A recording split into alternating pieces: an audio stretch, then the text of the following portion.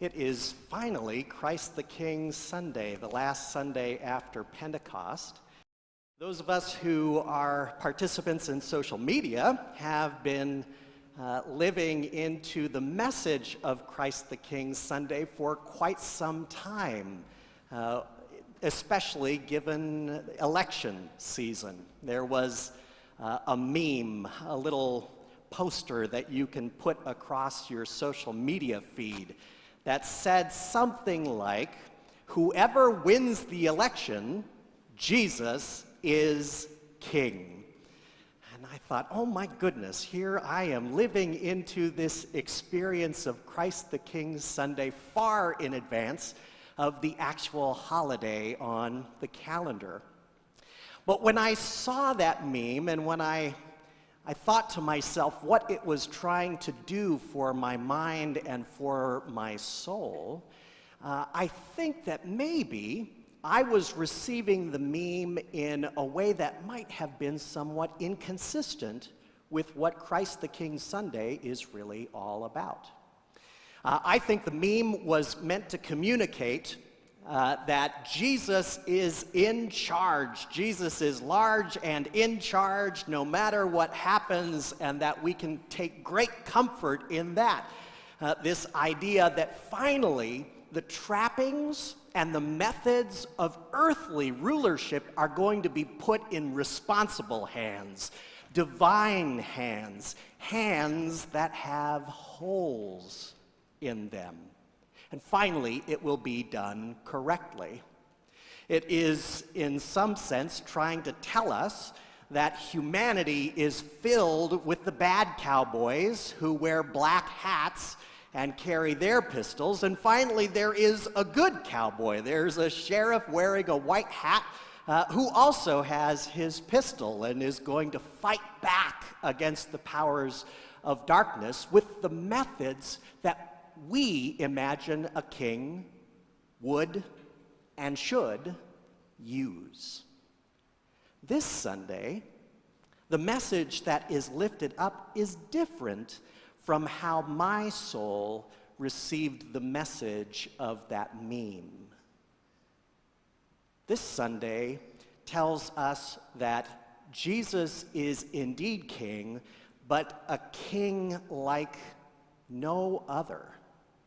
That this king like no other rules and reigns in a way that no king ever has or ever will.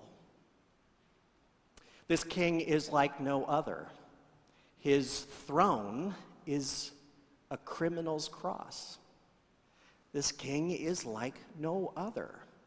His crown is of thorns. I even saw in the memes that normally, along with the message, whoever wins the election, Jesus is king, it would have a real pretty, old-fashioned medieval crown that is gold and has jewels on it. Well, Jesus didn't wear one like that. He wore one that was quite horrible, an instrument of torture. This king is a king like no other. There are no badges of honor other than his victorious wounds in hand, foot, and side. This king like no other rules like no other, and we see him ruling in his most unique and surprising way from the cross, from his throne. His rule is topsy-turvy and confusing to those of us who are accustomed to the way kings usually would do things. This king, instead of commanding from the cross, this king connects people in real friendships that acknowledge one another's deep humanity and deep need for one another. He says to his mother, "Woman, here is your son," of the beloved apostle, the beloved disciple. And to the beloved disciple, "Man, here is your mother." He doesn't command, he connects from his cross. He does more than that. Instead of forcing people with legislation and with might, this king forgives people. He says of the crowds who have abandoned him, he says of the men who have tortured and crucified him, "Father, forgive them, for they know not what they do." And in that forgiveness, it's only a few hundred years before that crucified Messiah king will draw his own oppressors, those who assassinate him. He will draw that whole empire into his embrace. That is the power of forgiveness, and it accomplishes something no legislation or military might ever could. This king rules like no other.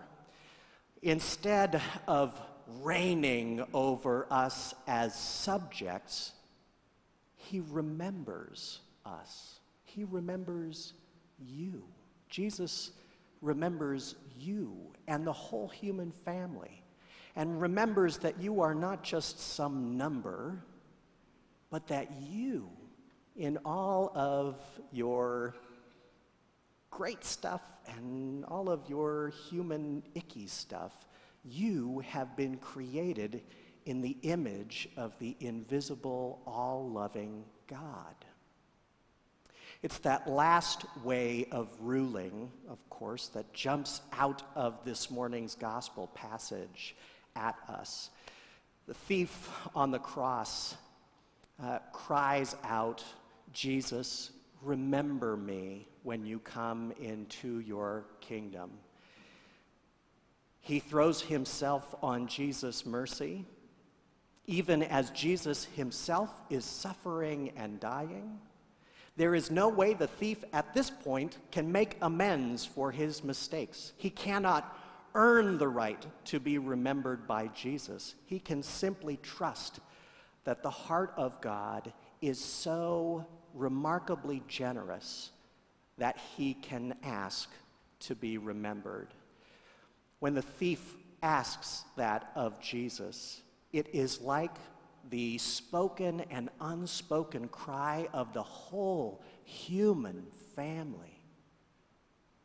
God, please remember me, just little old me. Remember us when times are good, bad, or ugly.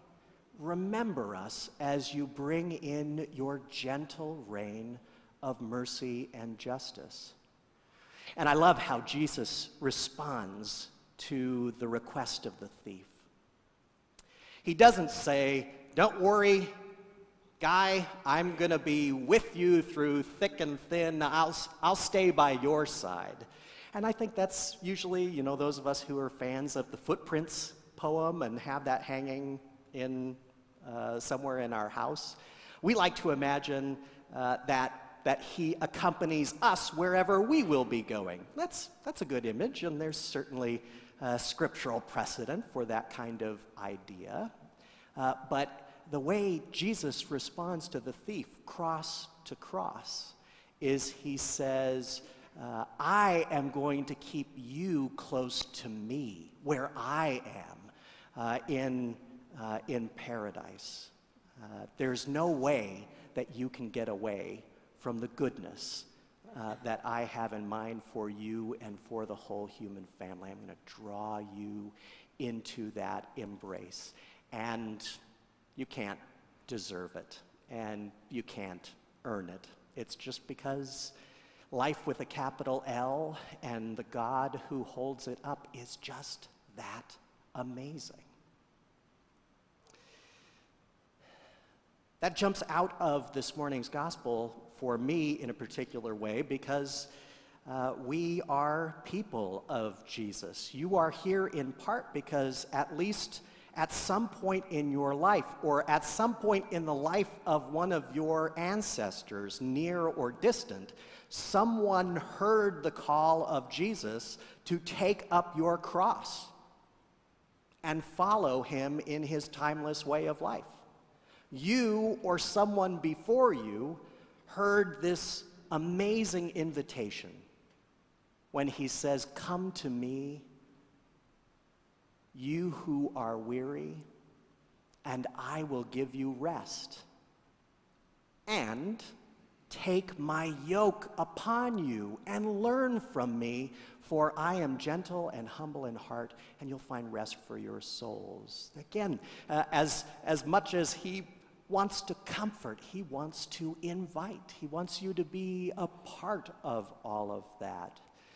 So I think one of the reasons this way of the king ruling from his cross-shaped throne as one who remembers those who maybe do not deserve to be remembered from the perspective of the rest of the human family is because you are people of the cross. You are the resurrection of Jesus Christ in the present tense. You are the wounded, risen body of Jesus as individuals, as households, and as a congregation.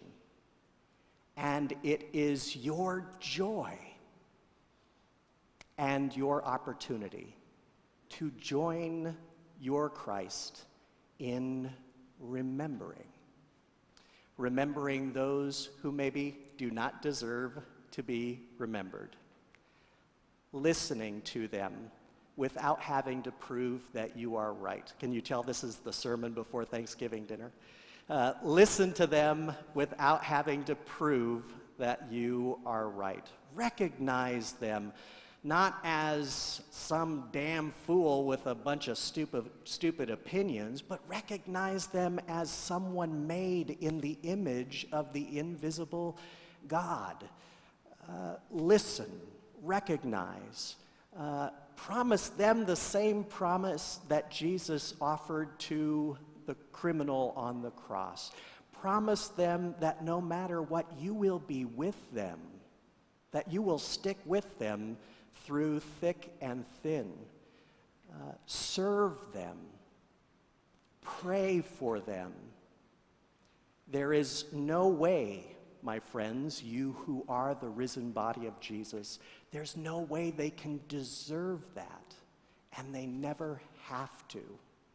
Our world is always going to have elections and presidents and prime ministers and premiers, but there is only one king who rules the way Jesus rules. And you are the instrument for the growth of his reign in these unbelievably needful times. So, take up your cross, offer grace to the undeserving, follow him, receiving comfort for yourselves, I hope, but also learning from him his gentle and humble way. Praise be to Christ the King. Amen.